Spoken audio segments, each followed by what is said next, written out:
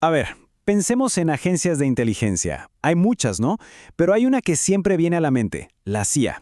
Solo decir su nombre ya nos transporta a un mundo de espías, de secretos, de operaciones encubiertas que, para bien o para mal, han cambiado el curso de la historia. Así que hoy vamos a meternos de lleno a desentrañar qué es realmente, cómo opera y, claro, cuál ha sido su papel, a menudo polémico, en el escenario mundial. Bueno, empecemos por lo básico. Oficialmente, su nombre completo es Agencia Central de Inteligencia. Y su misión, al menos la que nos cuentan, es bastante directa: ser los ojos y oídos de Estados Unidos por todo el mundo. O sea, su trabajo es recolectar información, procesarla, analizarla, todo para proteger la seguridad nacional del país. En papel suena como un gigantesco centro de análisis, ¿verdad? Claro, pero como ya nos imaginamos, esa es solo la mitad del cuento. La CIA tiene un lema que dice el trabajo de una nación, el centro de inteligencia. Suena muy oficial, muy limpio, pero aquí viene la gran pregunta. ¿Qué pasa realmente cuando ese trabajo de una nación se hace a oscuras, completamente fuera del radar del público? Ahí es donde la cosa se pone interesante. Muy bien, entonces vamos a entrar en materia. Para entender a la CIA de hoy, tenemos que viajar un poco al pasado, a sus orígenes, ver cuál es su mandato oficial, sobre el papel. ¿Cómo es que esta agencia llegó a ser el gigante que conocemos? Todo comienza justo después de la Segunda Guerra Mundial. La Agencia de Inteligencia de la época, la OSS, se disuelve en 1945. Pero la calma no duró mucho. Apenas 2 años después, en 1947, nace la CIA con la Ley de Seguridad Nacional. Y ojo, esta es la primera agencia de inteligencia de Estados Unidos creada en tiempos de paz. Pero el verdadero cambio de juego llegó en 1949. Una nueva ley le dio a la CIA lo que podríamos llamar 2 superpoderes. El primero, la habilidad de usar dinero sin que nadie supiera cómo ni en qué, o sea, presupuestos secretos. Y el segundo, mantener en secreto a su gente, su personal. Básicamente se les dio luz verde para operar con un presupuesto y un equipo casi fantasma, imposible de rastrear, un cheque en blanco, vaya. Entonces, ¿en qué se enfoca la CIA hoy en día? Bueno, sus prioridades oficiales son un reflejo directo de las amenazas modernas. La principal, sin duda, es el contraterrorismo. Esa misión, redefinió por completo a la agencia después del 11 de septiembre. Después, tenemos la prevención de la proliferación nuclear, que es importantísimo, ¿no? Evitar que armas de destrucción masiva terminen donde no deben. Luego algo más interno, asesorar y proteger a los líderes de Estados Unidos. Y claro, el clásico juego de espías, la contrainteligencia, siempre vigilando lo que hacen otras agencias, como las de Rusia o China.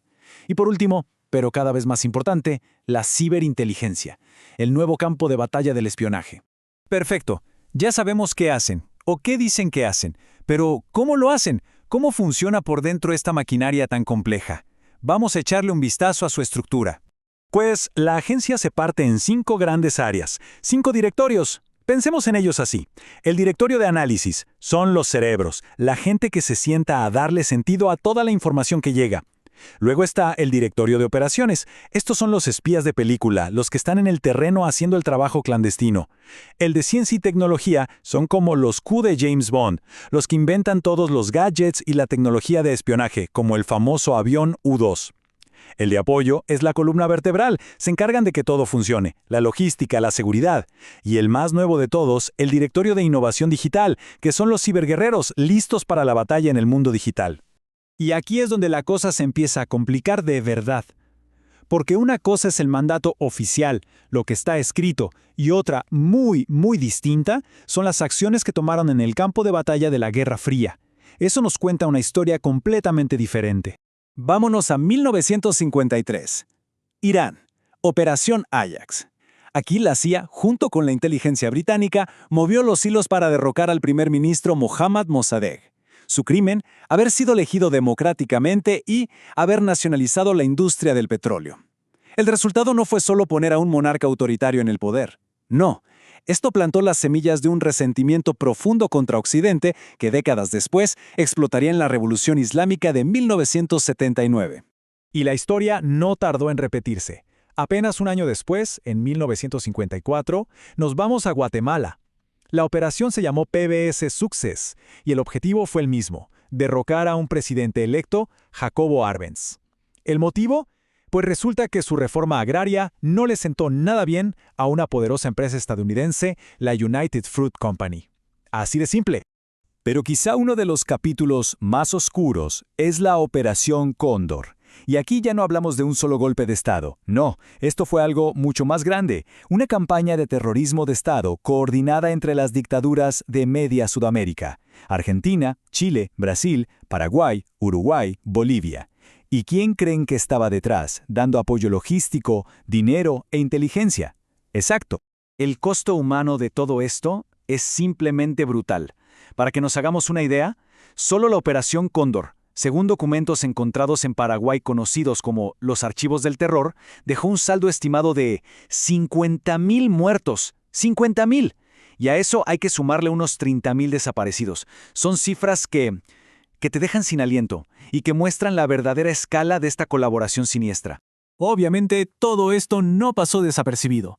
Estas acciones trajeron consigo una ola de críticas y controversias enormes. Y es que el mismo secreto que le da tanto poder a la CIA es también su talón de Aquiles, la fuente de sus mayores escándalos.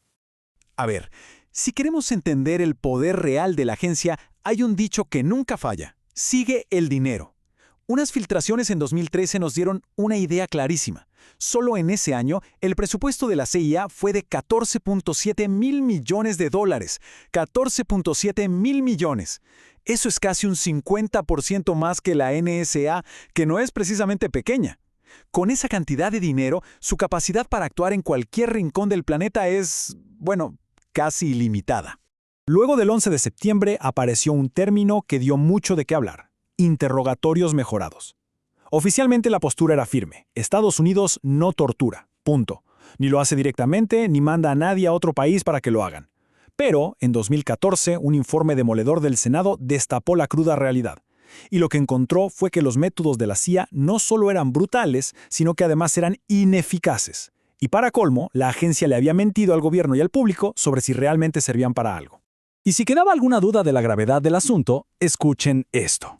Es una cita que viene de la propia CIA, en una declaración al Congreso, y es tremenda.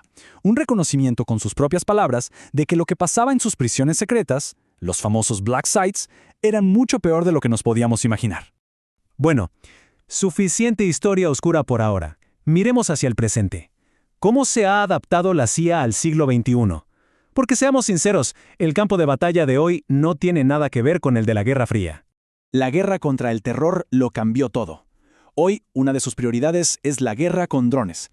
Es una de sus herramientas más visibles, por así decirlo, y también de las más polémicas, con ataques selectivos en diferentes partes del mundo.